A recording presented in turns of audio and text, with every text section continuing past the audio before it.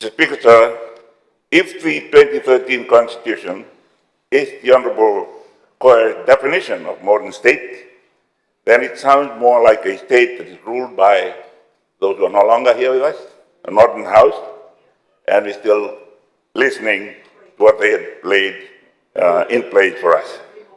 Where the voice of the majority, especially the indigenous people of this land, are not heard. The coalition government was voted into office because the people wanted change.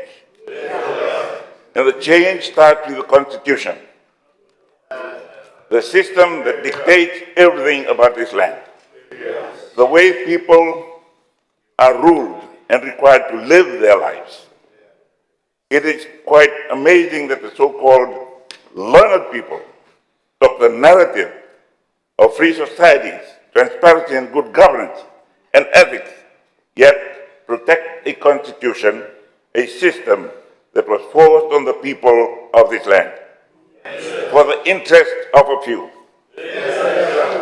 This is not the country that our forefathers desired and built through the teachings of Christ to extend kindness, love, and mercy to all. Through that, their giving way is now being seen as giving away. Worse, it is seen as a weakness and has been gouged away or clawed away through the laws that were forced on them.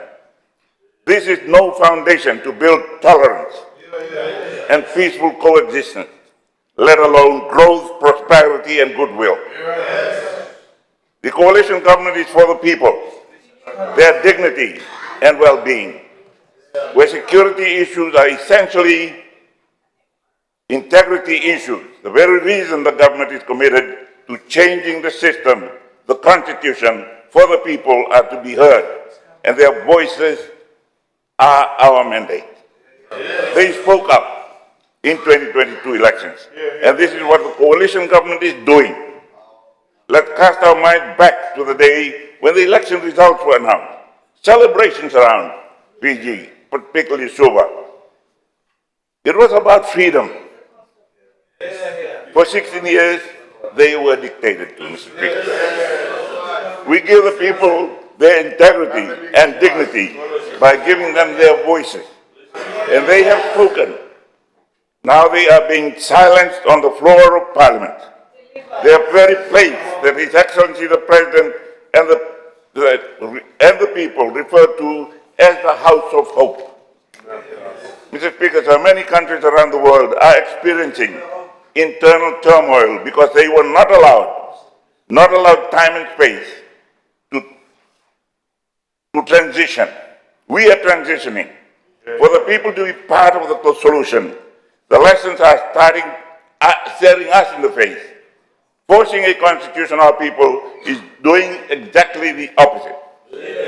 Our internal relations, Mr. Speaker, sir, order, stability, and growth comes from within ourselves. And I mentioned the other day the word autochthonous. It must come from us. By making space for each other, talking to each other, building together, journeying together, knowing that our strength is in ensuring that we acknowledge, we share, and value each other. No matter how small a group of community is. A state under God where justice, love, and mercy flow like a stream. This is the modern state that we see in Fiji today. Without its constitution, it cannot be a fully modern state. I mean, without a change in the constitution. Thank you, Mr. Speaker.